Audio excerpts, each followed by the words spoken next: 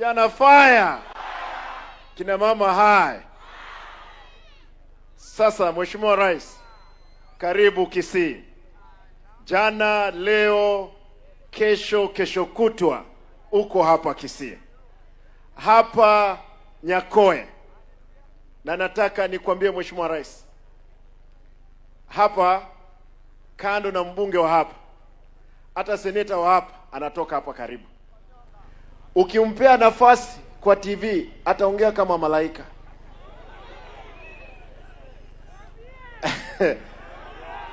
Niseme nisiseme?